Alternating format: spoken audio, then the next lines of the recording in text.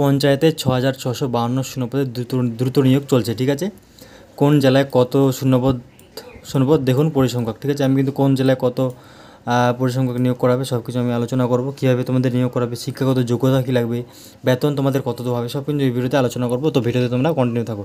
আর হ্যাঁ, তার আগে তোমাদের কাছে একটা অনুরোধ, আমি কিন্তু এটা নতুন চ্যানেল খুলছি, তো তোমরা কিন্তু অবশ্যই চ্যানেলটা সাবস্ক্রাইব করে রাখবে। ঠিক আছে, আমি কিন্তু প্রতিনিয়ত এরকম চাকরির আপডেট নিয়ে এসে থাকি। তো চলো আলোচনা করা এখন বিস্তারিত দেখে নাও। এবার পঞ্চায়েত দপ্তরের তরফে সেই বিষয়ে বিজ্ঞপ্তি প্রকাশ করা হলো। ঠিক আছে, একটা কিন্তু বিজ্ঞপ্তি প্রকাশ করা হয়েছে, প্রকাশিত অফিসিয়াল নোটিশটা তোমরা কোথায় পাবে সব কিছু আমি বলে দেবো তোমাদেরকে ভিডিও শেষে। প্রকাশিত বিজ্ঞপ্তিতে বলা হয়েছে গ্রাম পঞ্চায়েত সমিতি এবং জেলা পরিষদ পঞ্চায়েতের এই 3টি স্তরে মিলিয়ে মোট 6,652 জন কর্মী নিয়োগ করা হবে। বোঝা গেল? তারপরে কি এছাড়াও শিলিগুড়ি মহকুমা পরিষদের অধীনেও কর্মী নিয়োগ করা হবে।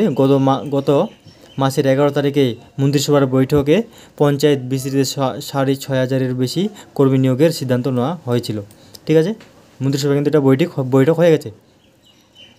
সেই ঘোষণার রেস ধরতেই অবশেষে বিজ্ঞপ্তি প্রকাশ করা হলো। ঠিক আছে, দীর্ঘদিন ধরেই পঞ্চায়েতে একাধিক পদ খালি পড়ে থাকার কারণে বহু ক্ষেত্রেই সরকারি কাজ সম্পাদনে অসুবিধার সৃষ্টি হয়েছে। যদিও এবার রাজ্যের তরফে এই বিষয়ে বিজ্ঞপ্তি প্রকাশ করার প্রক্রিয়া দ্রুত নিয়োগ সম্পন্ন বলেই মনে করা হচ্ছে। তোমাদের কিন্তু এবার কিন্তু দ্রুত নিয়োগ করা হবে। ঠিক আছে,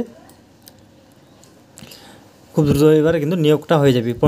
পঞ্চায়েতে জেলা ভিত্তিক নিয়োগ তালিকা প্রকাশ করা হয়েছে। ঠিক আছে, কোন জেলায় কত আছে সব কিছু প্রকাশ করা হয়েছে। দেখা গিয়েছে বাঁকুড়া জেলাতে শূন্যপদের সংখ্যা রয়েছে কত সর্বাধিক। ঠিক আছে, সবথেকে বেশি, এখানে 660টি শূন্যপদ রয়েছে। কোথায়? বাঁকুড়া জেলায়। ঠিক আছে, এরপরে রয়েছে হুগলি জেলা, এখানে কত? এখানে 601টি শূন্যপদ রয়েছে। এছাড়াও কি দক্ষিণ 24 পরগনাতে 516টি, উত্তর 24 পরগনাতে 566টি, পুরুলিয়াতে 398টি শূন্যপদ রয়েছে। বোঝা গেল? তারপর কি মন্ত্রিসভার বৈঠকে দমকল বিভাগের ফায়ার অপারেটর পদেও 1,000 কর্মী নিয়োগ করা হবে সিদ্ধান্ত নেওয়া হয়েছিল। সরকারি সূত্রের খবর, খুব তাড়াতাড়ি ওই জন্য বিজ্ঞপ্তি প্রকাশ করা হবে। ঠিক আছে, সেই জন্য পাশাপাশি 100 দিনের শ্রমিকদের বকেয়া টাকা খুব তাড়াতাড়ি অ্যাকাউন্টে পাইয়ে দেওয়ার প্রতিশ্রুতিও দিয়েছেন মুখ্যমন্ত্রী। মতে পঞ্চায়েত স্তরে নানান ধরনের শূন্যপদ রয়েছে। এর মধ্যে উল্লেখযোগ্য হলো exclusive assistant, clock engineering, data entry operator ইত্যাদি। তোমার কিন্তু এই সব পদে কিন্তু তোমাদেরকে নিয়োগ করা হবে। বোঝা গেল? নিয়োগের উদ্যোগ নেওয়ার ফলে একদিকে যেমন বহু বেকার যুবতীর কর্মসংস্থান হবে, অন্যদিকে ঠিক তেমনি বিস্তীর্ণ পঞ্চায়েতের সরকারি কাজগুলো সম্পাদনের অনেকটাই সুবিধা হবে। এছাড়াও লোকসভা ভোটের আগে বড় সংখ্যক নিয়োগ প্রক্রিয়া চালু করার জন্য তৃণমূল সরকারের পক্ষে মানুষের সমর্থন মিলবে বলেই ধারণা করা হয়েছে।